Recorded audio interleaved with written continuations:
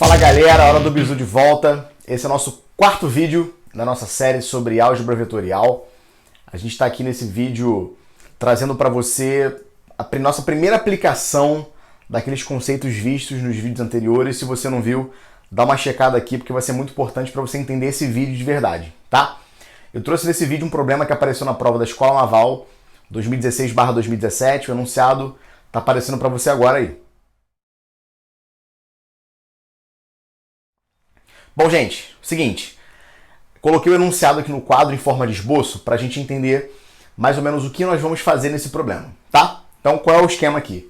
Eu tenho um plano π2 e um plano π3, esses planos azuis, tá? Que tem essas equações aqui, beleza? E eu já coloquei aqui, já na esperteza aqui, já coloquei os vetores diretores desses planos, porque a gente vai precisar dos vetores diretores nesse problema. Lembra, quem são os vetores diretores? São vetores perpendiculares ao plano que dão a direção do plano, e as coordenadas desses vetores são encontradas você olhando para os coeficientes de x, y, z na equação do próprio plano, tá bom? Então esses dois planos são planos secantes, eles têm uma interseção, que é essa reta branca aqui, tá?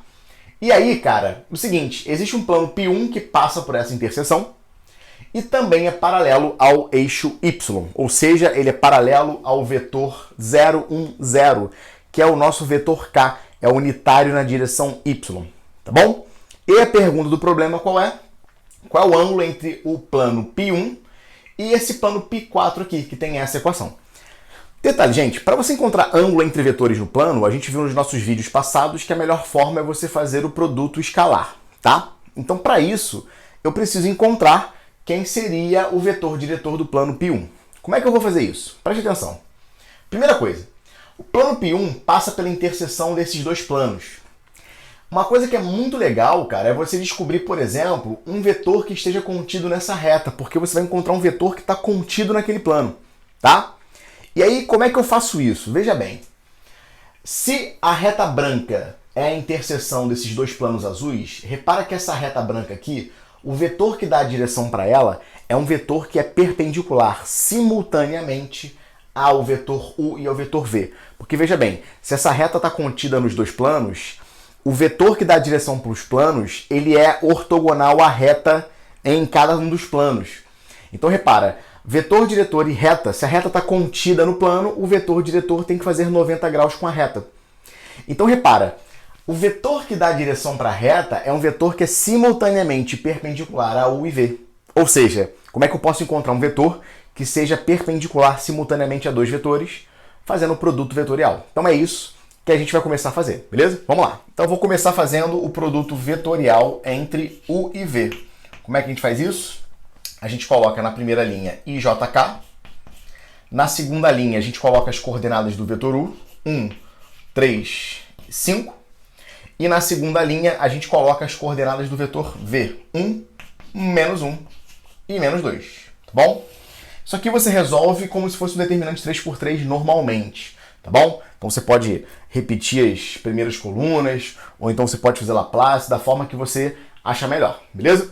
Se a gente fizer esse determinante aqui, cara, eu já fiz a conta direitinho para a gente ganhar tempo.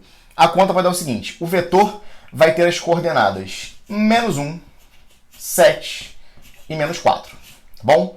Ou seja, esse é o vetor que dá a direção para a reta branca, que é o vetor perpendicular simultaneamente a U e a V. Tudo bem? Beleza. Eu já sei que o plano π1 ele contém a interseção dos dois planos. Então esse vetor aqui ele está contido nesse plano π1, tá? E eu sei também que o plano π1 ele é paralelo ao eixo y, ou seja, ele é paralelo a esse cara. Então eu tenho dois vetores em que um vetor está contido no plano e o outro vetor eu sei que é paralelo ao plano. Então basta que eu encontre um vetor que seja perpendicular simultaneamente a esses dois para poder encontrar a direção do plano. Olha que maneiro. Basta a gente fazer mais uma vez o produto vetorial entre quem? Entre esse vetor, que é o vetor k, e esse vetorzinho aqui, que é o vetor menos 1, 7, menos 4.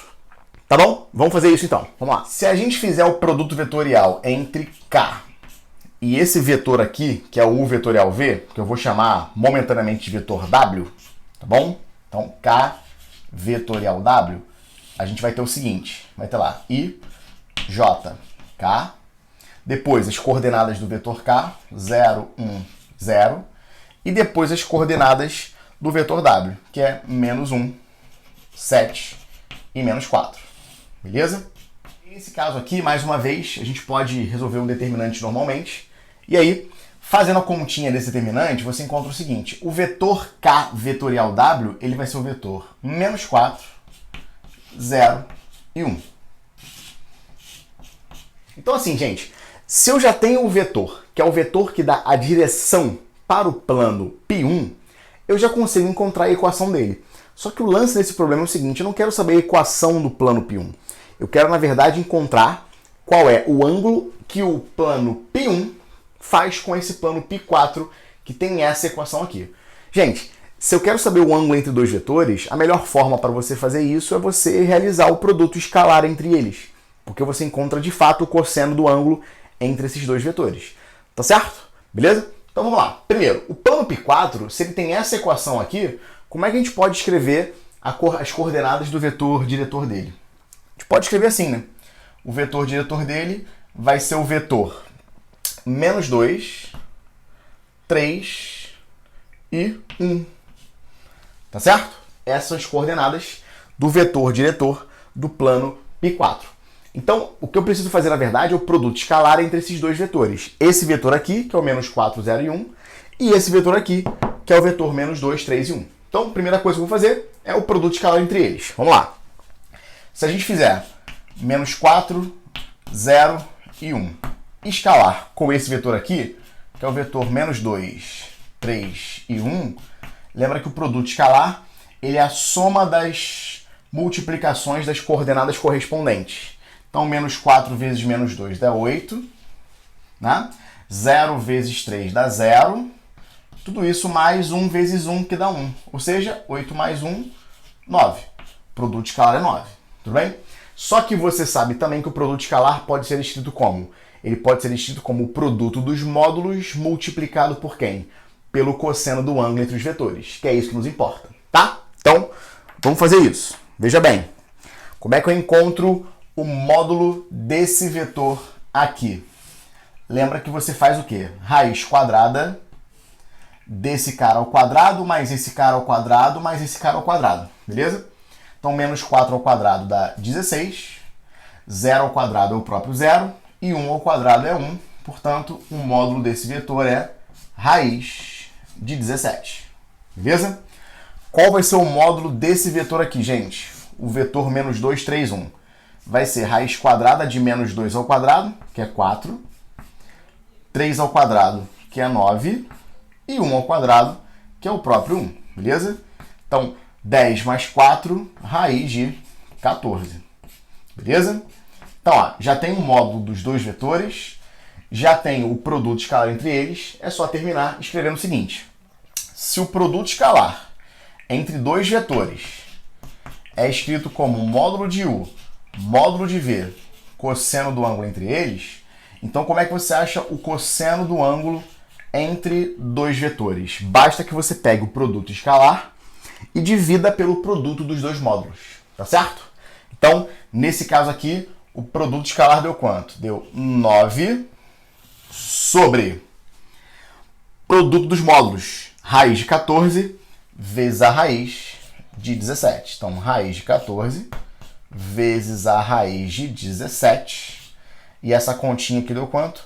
9 sobre a raiz de quem? 2, 3, 8. E essa é a nossa resposta. Ou seja, o ângulo entre esses dois vetores tem cosseno igual a 9 sobre a raiz de 2, 3, 8. Um detalhe super importante é o seguinte. Se a gente tivesse feito a conta W vetorial K, o vetor que a gente encontraria seria um vetor negativo na direção desse cara. Seria o vetor 4, 0 e menos 1. Tá? E na hora da conta do produto escalar, esse 9 aqui, na verdade, daria menos 9 e o cosseno daria negativo. Cuidado, cara, porque ângulo entre dois planos, por definição, é um ângulo agudo. Então, se você encontrasse um cosseno negativo, muito cuidado, eu deveria trocar o sinal, porque, por definição, o cosseno do ângulo entre dois planos tem que ser o cosseno de um ângulo agudo e, portanto, positivo. Tá bom? Então, nossa resposta aí é o arco cujo cosseno é 9 sobre raiz de 238. Beleza? Fica ligado, porque tem mais problema vindo aí para você. Valeu, um abraço e vem no bizu!